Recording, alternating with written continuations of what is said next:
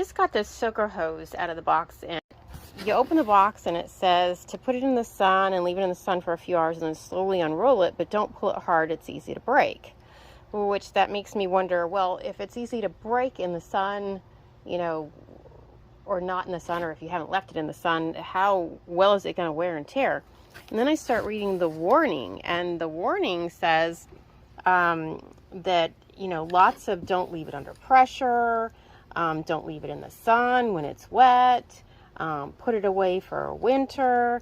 I mean, there's like a whole, it's like you have to be really careful with this hose that is supposed to go out in the garden with the dogs and the snakes and everything else in order to make sure that the hose doesn't break.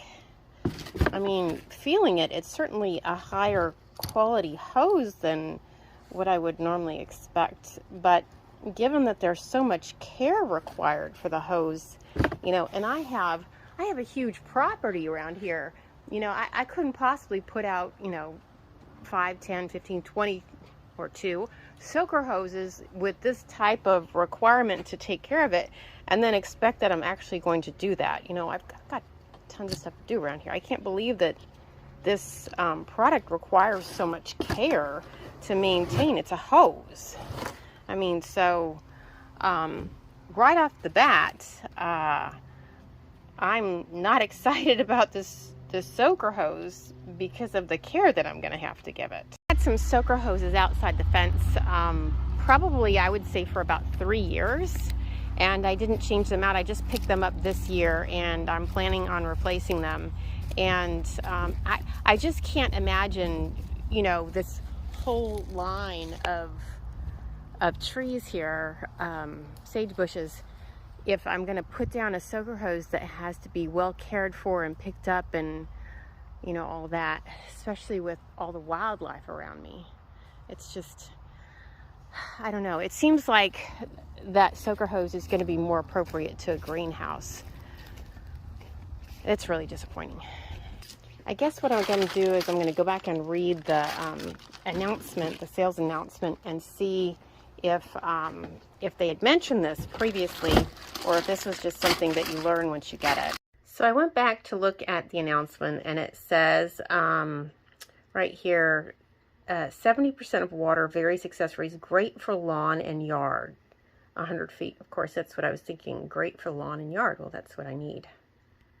Then I scrolled down and read what it said about the item, how to use, you know, place a soaker hose near the root of the soil surface, which can stably transport water to your plants. By covering the hose, it prevents them from becoming an eye shot in the garden, eyesore probably. It also prevents tripping and helps to retain the moisture provided by the hose. See, quality of hose. Our soaker hoses are made of 70% recycled rubber and 30% polythene. Thick, durable, flexible, and resistant to oxidation. More importantly, the immersion hose can be used in both low and high temperature environments. Some more product details.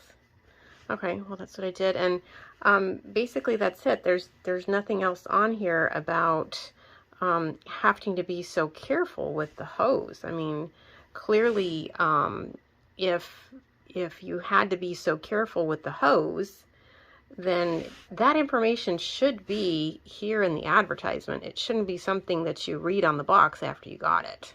So my opinion is that if you are using this hose for an enclosed greenhouse where you don't have to pick it up and put it down all the time, then it's probably a great buy because you can cut it up and put whatever angles and edges that you want. So that would make it extremely convenient. But to use it for your lawn and to have to be so careful with it, which is clearly not in the information here, but it is on the box, makes it inconvenient at the very least to use in your yard.